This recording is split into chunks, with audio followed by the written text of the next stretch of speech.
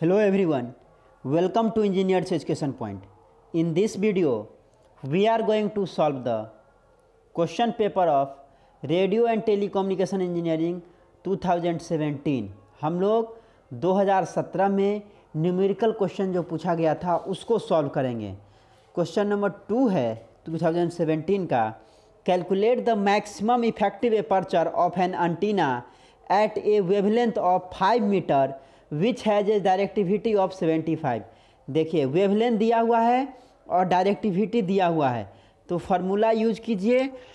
Maximum effective aperture और antenna क्या होता है, AEM, maximum effective aperture of antenna पूछ रहा है, क्या हो जाएगा लेमडा स्क्वायर बट्टे 4 पाई इंटू डी क्या है, डायरेक्टिविटी है, लेमडा क्या है, वेवलेंथ है। अब देखिए लेमडा आपको वेवलेंथ दिया हुआ है 5 मीटर, तो क्या हो जाएगा लेमडा का स्क्वायर है तो 5 का स्क्वायर इंटू डी कितना है, डायरेक्टिविटी 75 है बट्टे 4 इंटू पाई है, तो पाई का वैल्यू कितना होगा 22/7। 22/7 पे 7 ऊपर चला जाएगा, इसको सॉल्व कीजिए तो क्या आ जाएगा 149.14772। ये आपका आंसर आ जाएगा, ये आंसर आ जाएगा क्वेश्चन नंबर 2 का। क्वेश्चन नंबर 5 है, in case of E layer the average electron density is found to be 10⁻11 per cubic metre, what is the critical frequency. Critical frequency कितना होगा ये पूछ रहा है। तो देखिए फार्मूला क्या होता है क्रिटिकल फ्रीक्वेंसी का, critical frequency FC equal to क्या होता है 9√n max। FC क्या है क्रिटिकल फ्रीक्वेंसी, nmax क्या है मैक्सिमम इलेक्ट्रॉन डेंसिटी पर क्यूबिक मीटर।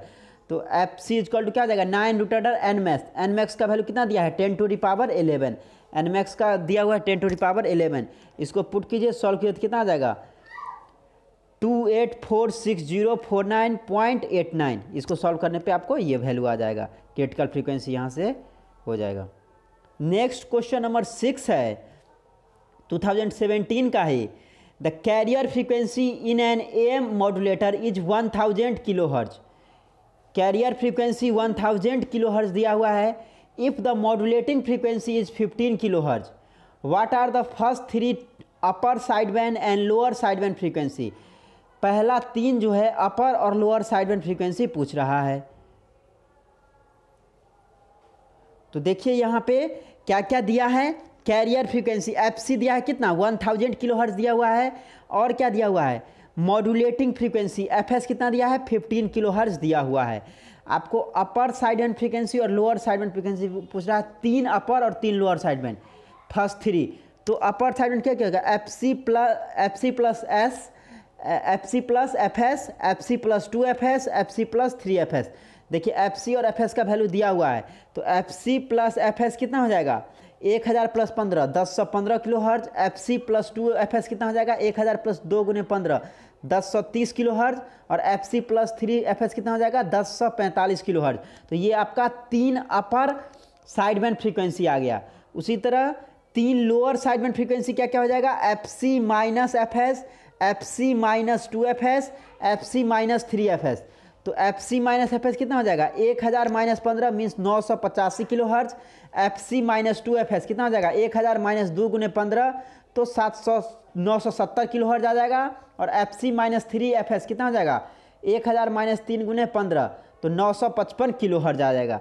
तो यहाँ से आप 3 अपर cut off frequency, 3 first 3 upper sideband और लोअर साइडबैंड आप यहाँ से कैलकुलेट कर सकते हैं। नेक्स्ट क्वेश्चन नंबर 7 है, क्वेश्चन नंबर 7 2017 का, a frequency modulated voltage wave is given by the equation E is equal to 12 cos 6 × 10⁸ plus 5 sin 1250t। Calculate करना है, फाइंड कैरियर फ्रीक्वेंसी निकालना है, सिग्नल फ्रीक्वेंसी निकालना है, मॉड्यूलेशन इंडेक्स निकालना है, मैक्सिमम फ्रीक्वेंसी डेविएशन निकालना है, और power dissipated by the FM wave in 10 ohm resistor ये निकालना है। तो देखिए कुछ नहीं करना है, बस जो स्टैंडर्ड इक्वेशन है उससे आपको कंपैरिजन कर देना है। स्टैंडर्ड जो इक्वेशन है उससे क्या करना है कंपैरिजन कर देना है। तो देखिए यहाँ पे the given FM voltage wave is E is equal to ये जो दिया हुआ है, इसको अब जो स्टैंडर्ड इक्वेशन होता है FM वेव का उससे कंपेयर कीजिए। तो equation of standard FM voltage wave क्या होता है, E is equal to EC cos omega C T plus M F sine omega S T. Omega C क्या है, कैरियर फ्रीक्वेंसी है, ओमेगा एस क्या है, सिग्नल फ्रीक्वेंसी है या मॉड्यूलेटिंग फ्रीक्वेंसी बोलिए, एम एफ क्या है, मॉड्यूलेशन इंडेक्स है। बस अब क्या करना है, ये दोनों इक्वेशन को कंपैरिजन कर दीजिए, एलएचएस और आरएचएस को। तो एलएचएस दोनों का बराबर है, आरएचएस को बराबर कीजिए। यहाँ से देखिए कैरियर फ्रीक्वेंसी कंपेयरिंग इक्वेशन 1 और 2, ये इक्वेशन 1 है 2 है, दोनों को कंपेयर कीजिए। कैरियर फ्रीक्वेंसी इक्वल टू क्या हो जाएगा, ओमेगा सी इक्वल टू क्या होता है, angular frequency equal to 2 pi F होता है। यहाँ से एफ इक्वल टू एफ मतलब यहाँ पे सी है तो एफ सी इक्वल टू क्या हो जाएगा, ओमेगा सी बट्टे 2 पाई। ये आपका एंगुलर फ्रीक्वेंसी है, ये लीनियर फ्रीक्वेंसी है, तो एफ सी जो है कैरियर फ्रीक्वेंसी इक्वल टू क्या हो जाएगा, ओमेगा सी बट्टे 2 पाई। तो यहाँ पे देखिए ओमेगा सी बट्टे कैरियर फ्रीक्वेंसी निकालना है, तो ओमेगा सी कितना है, ये ओमेगा सी टी है, ये ओमेगा सी टी मीन्स 6 × 10⁸ है। तो ओमेगा सी का वैल्यू कितना है, 6 × 10⁸ बट्टे 2 पाई।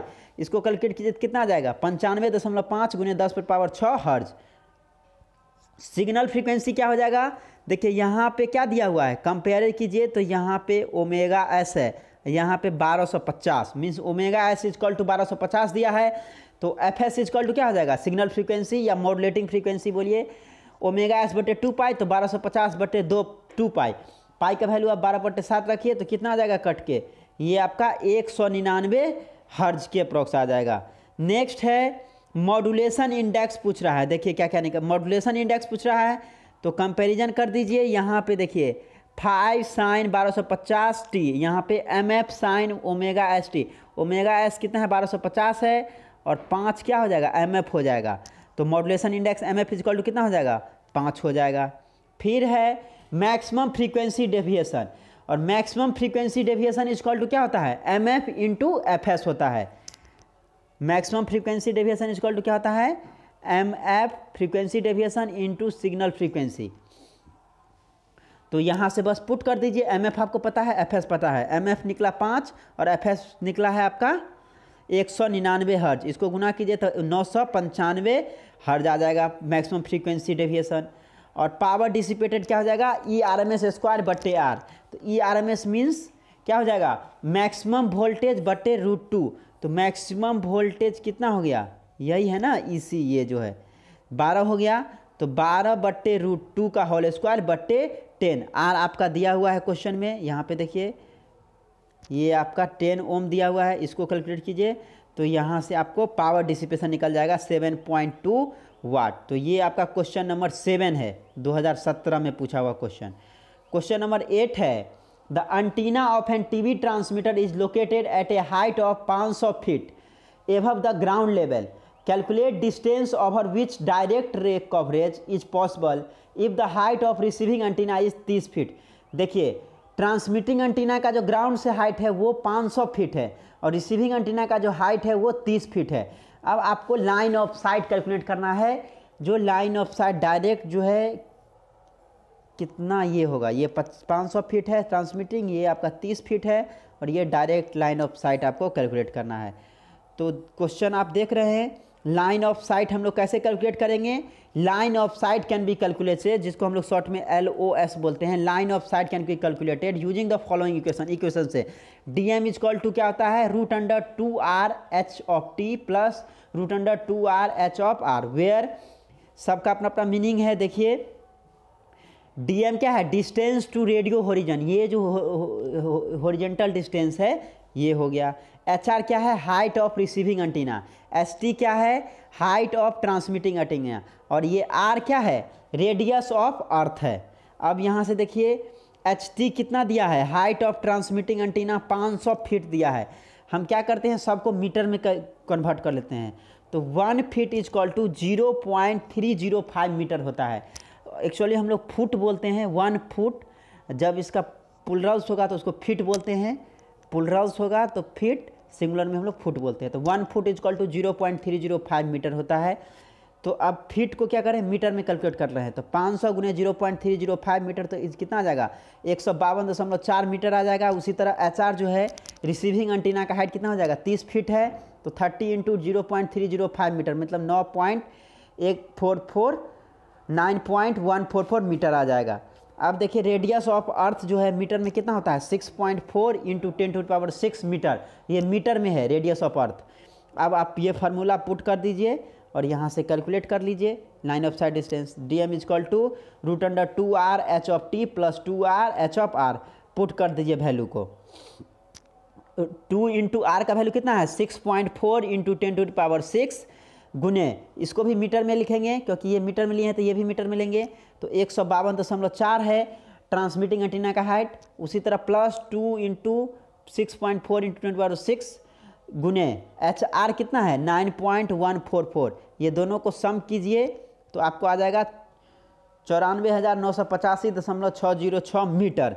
मीटर को किलोमीटर में चेंज करना है तो क्या कीजिएगा 1000 से भाग दीजिएगा, कितना आ जाएगा 54.986 किलोमीटर आ जाएगा। तो ये आपका क्वेश्चन नंबर 8 है। क्वेश्चन नंबर 8 का और है N AM wave is represented by the expression v = 5 1 + 0.6 cos 6280 t sin 211 × 10⁴ t volt. What are the minimum and maximum amplitude of the AM wave? What frequency component are contained in the modulated wave and what is the amplitude of each component? ये आपको amplitude modulation का question है, comparison करके निकालना है। तो देखिए ये आपका गिवन है AM wave equation is given bye, ये जो दिया हुआ है इसको लिख लिए। अब जो है स्टैंडर्ड इक्वेशन जो होता है AM वेव का उससे कंपेयर करना है। तो स्टैंडर्ड इक्वेशन क्या होता है v = EC 1 + m cos ω/st × sin ω/ct। अब कंपैरिजन कीजिए, यहाँ से कीजिएगा तो EC का वैल्यू कितना हो जाएगा 5 हो जाएगा, m जो है मॉड्यूलेशन इंडेक्स कितना 0.6 हो जाएगा, ओमेगा s का वैल्यू 1280 हो जाएगा और ओमेगा c का वैल्यू 211 × 10⁴ वोल्ट हो जाएगा। अब देखिए यहाँ से कंपैरिजन कीजिए इक्वेशन 1 और 2 को, तो यहाँ से EC कितना आ जाएगा, EC मीन्स 5 है तो 5 वोल्ट हो गया EC। m मॉड्यूलेशन इंडेक्स कितना है ये 0.6 आ गया। सिग्नल फ्रीक्वेंसी कितना हो जाएगा, यहाँ पे देखिए ओमेगा s कितना है 6280 है और ओमेगा s 6280 है, तो ओमेगा हम लोग को निकालना है FS = क्या हो जाएगा ω/s/2π, तो 6280/2π कर दीजिए तो कितना आ जाएगा 1 kHz आ जाएगा इसको सॉल्व करने पे। उसी तरह FC कितना निकल जाएगा, FC कितना है यहाँ पे ओमेगा c है 211 × 10⁴, तो यहाँ से कैलकुलेट कर दीजिएगा ω/c/2π हो जाएगा FC, क्योंकि ω/c = क्या होता है 2πfc होता है ना जी। यहाँ से FC = क्या हो जाएगा ω/c/2π हो जाएगा। तो ω/c आपका दिया हुआ है 211 × 10⁴/2π हो जाएगा, तो ये 336 kHz आ जाएगा। फिर जो है ये हम लोग निकाल लिए। अब देखिए आपको क्वेश्चन में क्या कह रहा है, minimum and maximum amplitude of AM wave. AM wave का मिनिमम और मैक्सिमम एम्पलीट्यूड निकालना है। तो minimum amplitude of AM wave क्या हो जाएगा, EC जो कैरियर फ्रीक्वेंसी का एम्पलीट्यूड है वो -m × EC। तो देखिए यहाँ से, और मैक्सिमम एम्पलीट्यूड क्या आ जाएगा EC + m × EC कर दीजिए। EC का वैल्यू कितना है, कैरियर का एम्पलीट्यूड कितना है 5 वोल्ट है, तो 5 - m कितना है 0.6 गुने फिर आपका कैरियर का एम्पलीट्यूड है तो 5, तो इसको सॉल्व कीजिए 5 - 0.6 × 5, तो 0.6 × 5 कितना हो गया 3, तो 5 - 3 कितना हो जाएगा 2 वोल्ट आ गया। उसी तरह maximum amplitude of AM wave कितना हो जाएगा EC + m × EC, 5 + 0.6 गुने 5, तो 5 और 3 कितना 8 वोल्ट हो गया। मैक्सिमम एम्पलीट्यूड AM वेव का 8 वोल्ट हो जाएगा, मिनिमम एम्पलीट्यूड 2 वोल्ट हो जाएगा। क्वेश्चन नंबर 2 है what frequency components are content in the modulated wave and what is the amplitude of each component. देखिए AM wave will contain 3 frequency होता है। क्या क्या होता है, lower sideband frequency, carrier frequency और upper sideband frequency. FC - FS क्या हो गया, लोअर साइडबैंड फ्रीक्वेंसी, ये आपका कैरियर का फ्रीक्वेंसी हो गया और ये आपका अपर साइडबैंड फ्रीक्वेंसी हो गया। Upper sideband frequency, lower sideband frequency LSB। तो लोअर साइडबैंड क्या हो जाएगा FC - FS हो जाएगा। देखिए FC 1 kHz निकला है मीन्स 1000 हर्ज, और FC कितना है 336 किलो हर्ज है, तो 336 kilo hertz minus 1 kilo hertz कितना आ जाएगा 335 किलो हर्ज। ये क्या हो जाएगा, ये लोअर साइड बैंड फ्रीक्वेंसी हो जाएगा। कैरियर फ्रीक्वेंसी तो ऑलरेडी निकाल चुके हैं, कितना है 336 किलो हर्ज, और अपर साइड बैंड फ्रीक्वेंसी कितना हो जाएगा FC प्लस FS, तो 336 प्लस 1 कितना आ जाएगा 337 किलो हर्ज। तो lower side band frequency, carrier frequency और अपर साइड बैंड फ्रीक्वेंसी निकल गया। अब यहाँ से क्या करना है, एम्पलीट्यूड निकाल देना है तीनों का। ये तीन आपका निकल गया, lower side band frequency, upper cut off frequency और upper side band frequency. The amplitude of 3 component of AM wave, जो 3 कंपोनेंट है उसी का एम्पलीट्यूड निकालना है। The frequency component are contain in the modulated wave and what is the amplitude. Frequency और amplitude दोनों पूछ रहा है, तो ये आपका फ्रीक्वेंसी हो गया AM वेव का, ये फ्रीक्वेंसी हो गया तीनों, और 3 एम्पलीट्यूड हो जाएगा। तो देखिए जो लोअर साइड बैंड फ्रीक्वेंसी है उसका एम्पलीट्यूड क्या होगा MEC/2, और अपर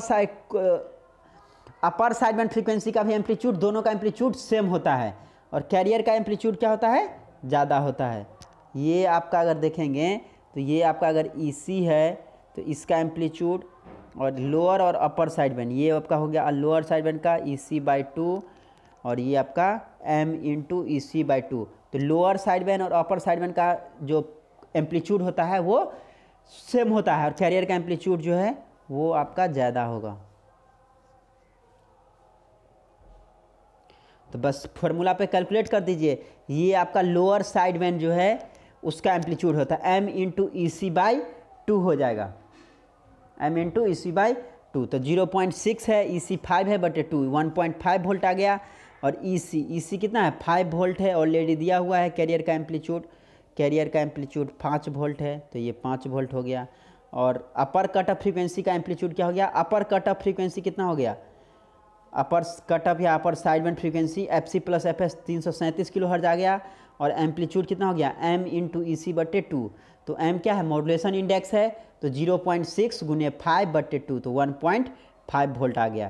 तो ये आपका तीनों जो है फ्रीक्वेंसी आ गया AM वेव का, और ये तीनों एम्पलीट्यूड आ गया। तो इस तरह से आप क्वेश्चन को सॉल्व कर सकते हैं। फार्मूला बेस्ड क्वेश्चन है, आप देख सकते हैं। Thank you for watching this video, thank you so much.